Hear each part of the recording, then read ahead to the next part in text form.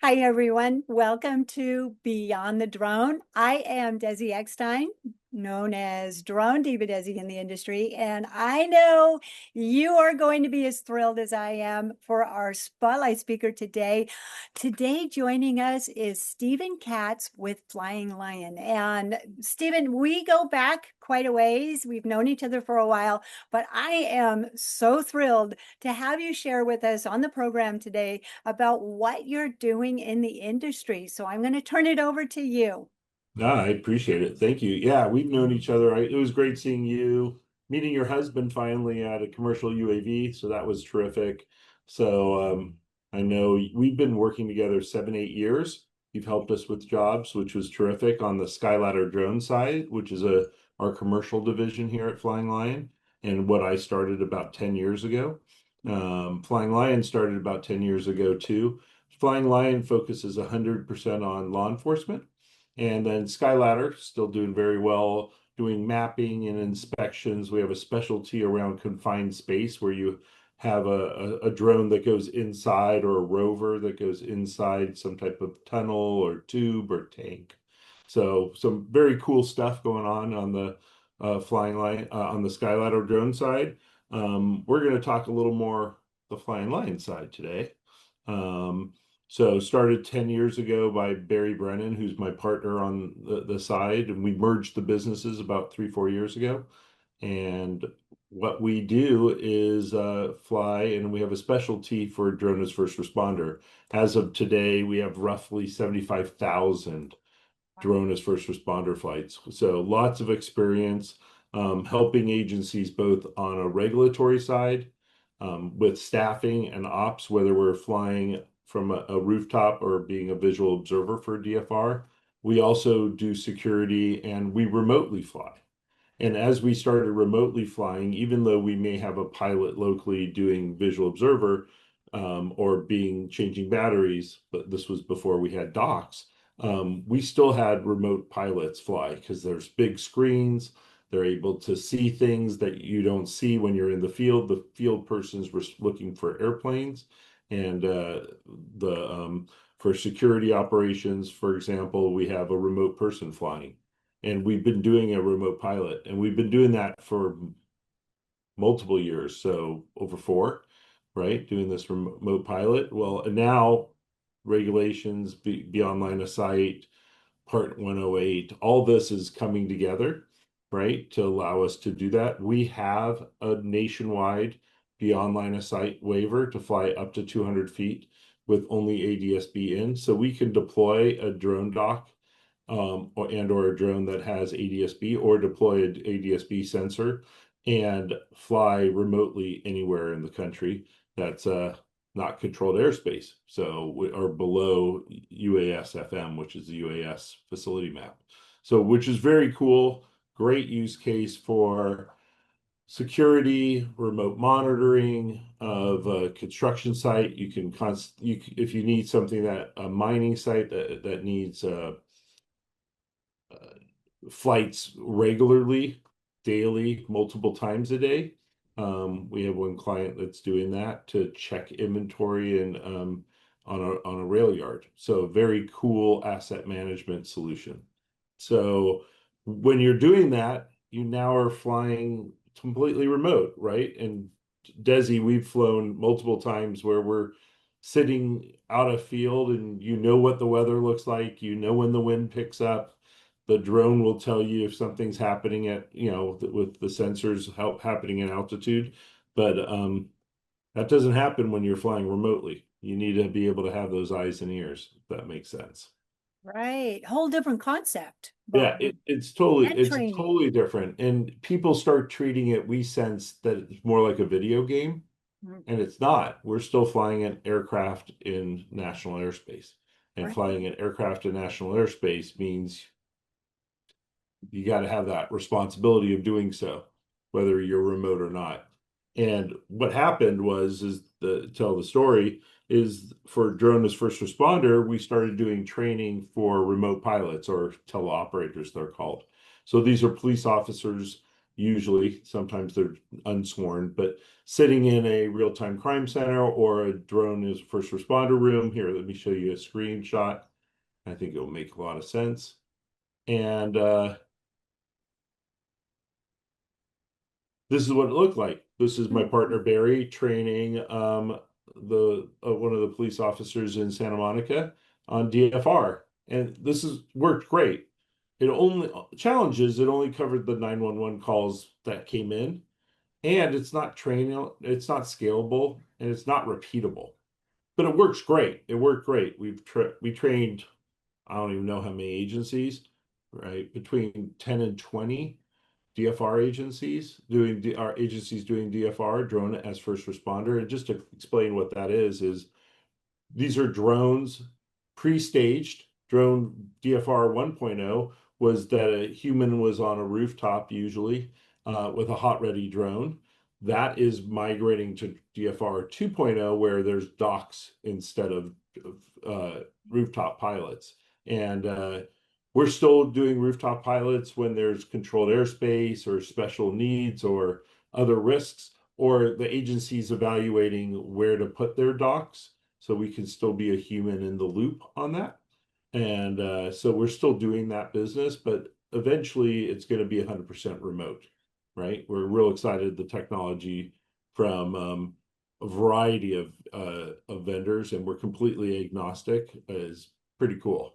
There's some really neat technology out there, and I'm not going to call them out because everybody's working on it right now. But the challenge was that we might have a remote pilot or visual observer on a rooftop serving as, keeping track of where aircraft are and things like that. But the training of the techniques and the tactics for DFR is something we started training agencies for about 3-4 years ago. We saw this happen. We did it at a national trade show. Then we were doing a lot of one-offs like this, where we had somebody that's flown DFR sitting next to somebody that hasn't and teaching them techniques. Obviously not repeatable. So when we were doing this, they're also being trained while they fly over whatever city they're flying over, whether it's Santa Monica or Beverly Hills or Brookhaven or wherever we were in the country. We were flying, they would be flying or doing their own training over their own city, which isn't the safest thing to do. And in some COAs, you can't do that. Here's fast forward is we found a place and we've built out a training center that works great for drone as first responder. But here's the interesting part is it's usable by a whole bunch of other applications. And that's what's really cool about it. So that kind of makes sense up to this point? Yes, yes. And one of the things that I've always admired about your company is that safety and training is so key. And now you're implementing that and expanding on that. So I'm very excited to hear how it's expanded. Yeah, no, it's neat. So my partner, similar to you, is what we call desert rat, right? Loves driving off road and going to cool places. And he heard about a old city, old town, and this is not a ghost town, but a town from the 50s to 2000s that is completely deserted. So out in the middle of the California desert, there's some place called Eagle Mountain. Eagle Mountain was a Kaiser steel mine where they captured Kaiser Steel had an iron ore mine, and then they manufactured steel in the Los Angeles area, and Fontana was one of their large steel plants.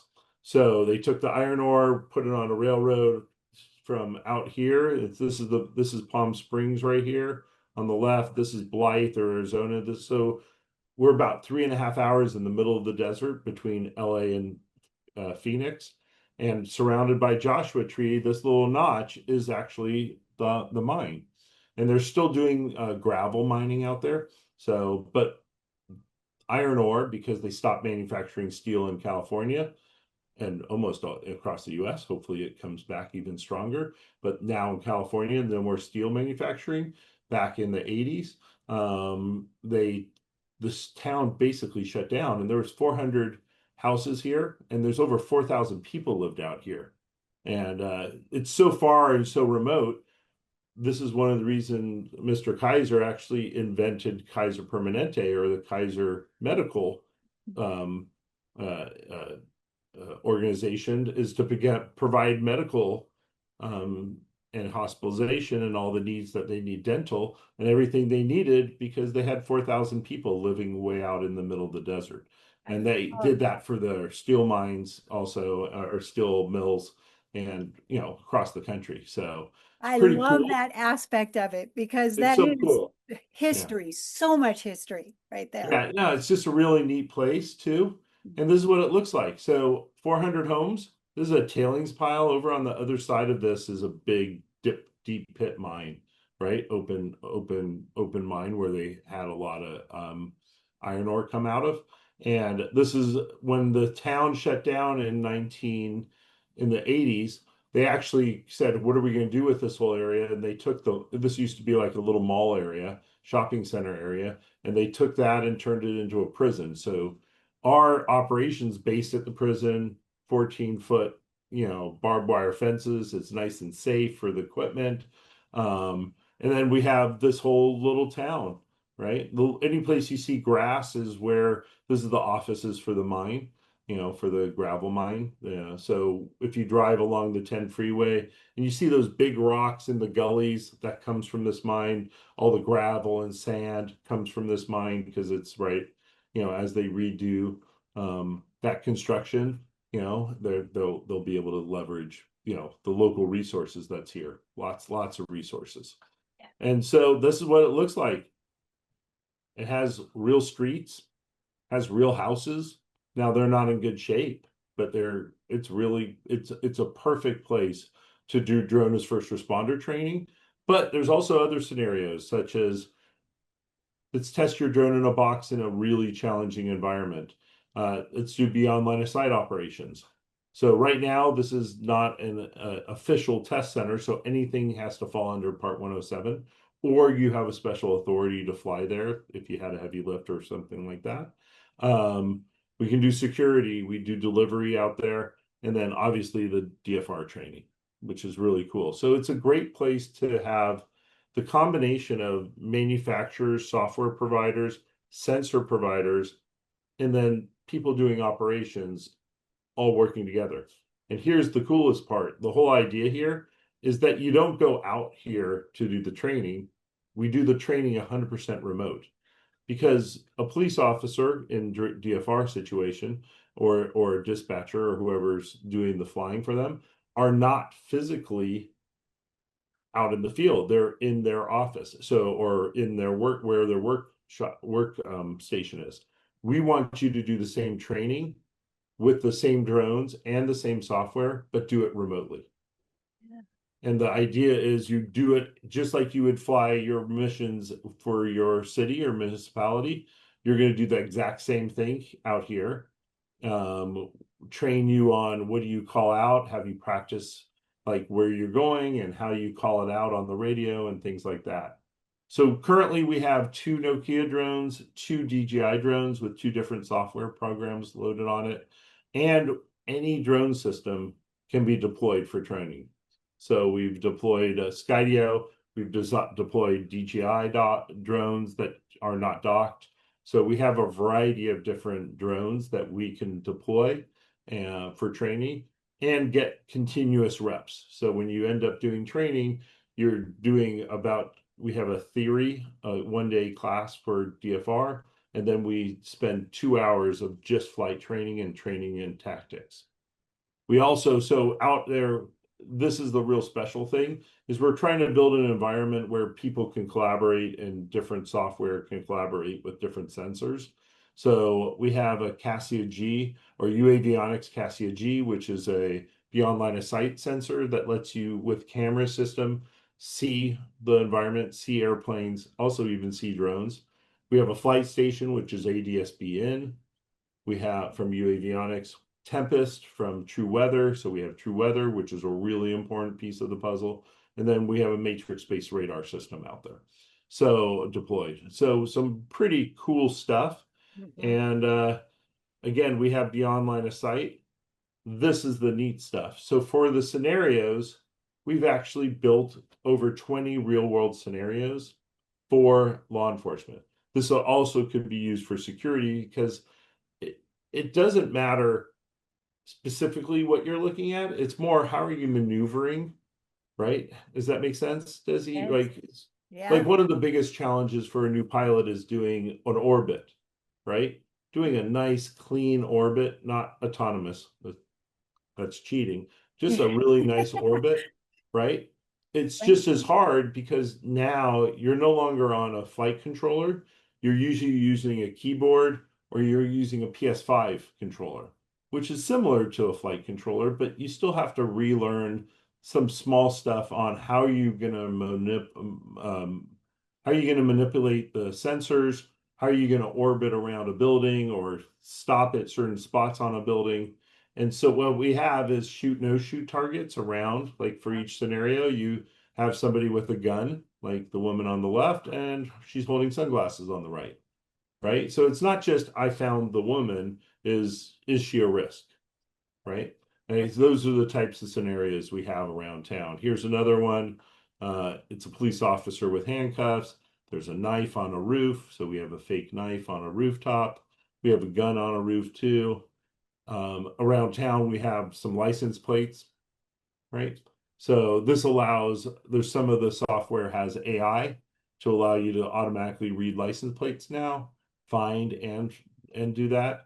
The challenge with this one is that it's under an eave, so you have to back off and get an angle and zoom in and change exposure. Same thing you would do to find these license plate. It's the same thing as you find somebody underneath a tree in a park, right? If they're a picnic bench, you have to back off and find the angle. So it's not earth-shattering. It's stuff that logically a police department or a person flying for DFR could figure out over time. We accelerate that. So their first time on the job, they actually have the skill sets to go. They have flight time. They have understand the software and how to switch from infrared to thermal infrared to visual to zoom. They already have that all worked out. So now they can do the task, which is be a police officer or respond to 911 calls instead of trying to figure out the software and the system. And again, this is being done in a safe environment, completely remote, no ground risk at all. Here's some search and rescue scenarios that are 3D, and if we flip them over, they're infrared. So some really cool stuff out here at FLI Town. So, and it again, as I said, it applies to whether it's a police officer or a non-police officer, right? The same thing would be a security person going around a corner and looking in windows, right? So we're talking to robotics companies and just variety of different places, people that would be able to leverage what we've built out here at FLI Town. So So, obviously, I have many questions. I'm go for it. super Go for it. excited about it. Here, while we're doing that, I have a little video. Let me switch over to the video Perfect. really quick, All and right. All right. I'll play that. But go ahead. Okay, Ask so right here, first of all, I love the acronym Flytown. Tell us about that. Sure. Here, let me go back. So FLI Town is Flying Lion Inc. Yeah. company. So FLI Town, it's kind of a play on words between Fighter Town USA is kind of what we modeled the logo after. Had a designer help us, but the whole idea is so it's Flying Lion Inc. is where it came from, and Libertatem Volare. I did not pronounce that right. Freedom to fly in Latin, and it's a place to train, test, and collaborate. And we really do believe that it's the training part is a big part of it, but the idea that a delivery company can come out here, be in a private environment, no eyes on them, and test things and show things that they don't want to be seen, or just run reps. And if something goes wrong, there's no ground risk. right? There's nobody in this town. It's completely, as you'll see, it's completely deserted. So except for the few people that work, and the mining operations run along the left side, so you might see a truck or a car on the street on the left. So yeah, no, thanks for bringing that up. I didn't say where FLI Town came from. Yeah, I love it. And this just provides such a safe environment for that essential training that is needed. And when you were talking quite a bit about learning the keystrokes. If they're working from a remote location, they're using the keyboards. Well, it's the same as us using the sticks and having to learn, the muscle memory of what's working what. So they have this opportunity to learn it. And now, like you said, go out into the field and be the police officer that they're trained to be. Right. Do the real work. Yeah. So you see this is a school. There's some green grass here. This is where some new residents live. So because they restarted the mine for the gravel, they've started having people come back out. This is actually a public school, so we don't fly over it. It's about a mile long, the town, about a mile by a mile, 3/4 a mile. And then there's all this wilderness that you could play with, right? Right. There's a bunch of just cool stuff. You can see there's pads where houses were, but it's just a really cool spot. We're really proud to work with the landowner to provide them additional services than just letting them have us use the land, right? Fly over. We add additional sort of value to them, so which is pretty cool. Yeah. So Yes. So, kind of thinking about the image that you had with the license plates, it just makes so much sense that you're training showing those license plates, but like you said, it's going to give them also, well, what if it's actually a person under that tree or something? yeah, And I know in one of our previous conversations, we even said, how often is a truck actually parked out in the open like that? The person needs to know how to fly the drone, get it into a position where it's going to provide pertinent information about maybe a truck parked under an awning or a carport or something. And they're developing that skill set that's needed. That's yeah, no, exactly. And the neat thing, you nailed it, is in this case, you're looking at a license plate under an eave where you back up and get the angle. We've seen, DFR video where people get stuck and there's a tree. There's the prison right now in the video. It's pretty cool. I'll pause it for a second. So you can kind of see the pot, and you can see Nokia docks, our DJI docks are on this side. We're talking to other manufacturers about deploying their docks too, here. So, but that's why we're calling it tactics and techniques and tactics and techniques training, because what you learn, the best scenario is, yeah, I went and found the license plate under the eave, but then they have a call for a car in a carport. They go, oh, we're going to use that same FLI Town scenario. Or, and again, this is now the techniques of how do you do this when there's a bunch of trees and you're looking in a forest. How do you get an angle? How can you look underneath the canopy? Some drones can fly low even and fly into the canopy. So the idea is, it would be ideal for them to say, oh, wait, I'm going to do what I did for the license plate over at FLI Town, right? And that would be the best scenario is, hey, go do that same thing, right? And it's the challenges with drone as first responder is because there's usually humans moving, is how do you anticipate that, right? How do you anticipate that they're going to run into a carport? You're looking down an alley and you're now looking straight down, and you should be a 1/4 mile away looking over it from an angle. So the idea is to anticipate that too. And the best DFR pilots do that. If you watch, a lot of video online, there's some very good pilots that, anticipate where the suspect might go. And some of our training actually teaches them to do that. wow, Yeah, it's pretty amazing cool. opportunity. And Pretty cool. And it's the private sector is actually really cool because you could do mapping here, oh, right? I bet. Yeah. training. You could do training for we had a mining company, not that we're flying up in the mine, but they're like, how are we gonna, what do we need to consider in our training as we start doing remote operations, right? And we walked them through our pre-check, right? Checklist. What are we monitoring during every flight, right? Weather, radar, in this case, ADSB, whatever's required to make sure that it's safe operations. So I look at this, and of course, I love the old mining history and all that kind of thing. But for training purposes, this is fantastic. You have a whole housing community, and you're able to go out there and actually utilize it as a community. And like you said prior, you're not going out and learning over Santa Monica where you might be limited. Right. Yeah. Right. Well, and there's no way, how do you have, you're not going to get the call for a license plate in a carport maybe once once every few weeks or something. We built these scenarios, then now they're repeatable and and you can measure your response time, you can measure time, right? They're static. The real world changes constantly. These don't change, which on purpose, right?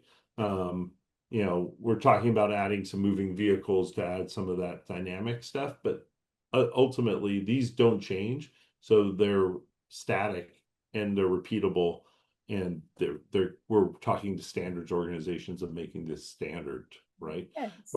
Whether you do it at a fly town or you do it at your own, at your maintenance yard, doesn't matter to us. We just really highly recommend some type of techniques and training, and it's not that expensive. This is not our main business. So but we're really excited about what Fly Town can do, both private sector but also for law enforcement. Yes, yes. And there's also that huge benefit of bringing in other collaborators. Um, right here, drone in a box, having the opportunity to use software companies and just bringing in other aspects as well, not just the flight training side of things.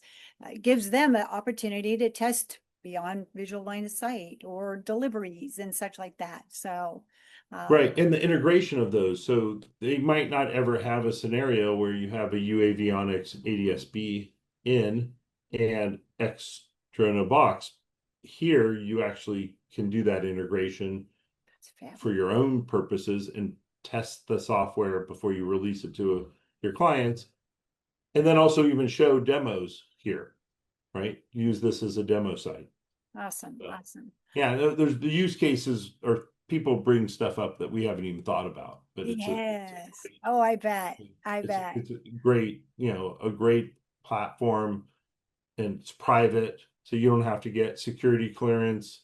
You sign a waiver that if you get bit by a rattlesnake, which knock on wood we never have, but Yeah, that a waiver for liability if you as a vendor has to go out there. But otherwise, there's no reason to even physically go there, and you get the full benefits of the training.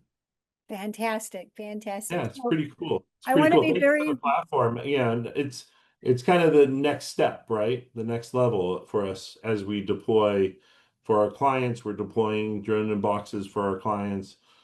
It's the next logical step. And a lot of people are so focused on the technology and the hardware and the software of it. There's just now catching up of, oh, wait, we need to train somebody differently for remote ops versus doing, somebody that flies a drone from the ground. So yes, yes. And that training is such key. And yeah, you yeah, need and that yeah, second nature. Yeah, to do that. So, okay, I want to be very respectful of your time, and I know time is getting short. One last thing, if somebody wanted to reach out to Flytown, reach out to you and maybe utilize the area, how do they get a hold of you? Well, Flying Lion Inc. is real easy. You find me on Flying Lion Inc., find me on LinkedIn, send me a private message, works great. You can also reach me at sk@flyinglioninc.com. That's SK, Stephen Katz, at flyinglioninc.com. So we're Awesome. real excited. Thank you for the platform. Thank you for sharing what we're really excited about, and we're excited to hear from because your listeners are not law enforcement primarily, right? So law enforcement in DFR world knows about FLI Town. The very exciting part is that this is going to get out to a broader industry market, and there's going to be use cases where that we never even thought of in collaboration. So, which is we're real excited about. Yeah, I see Spot running through the houses. Spot can. Some of the houses are really bad shape, but some of the houses are in great shape. Yeah, So it's amazing, even 50 years old, that we also have full access. The prison has lots of doors and things to run in and out of.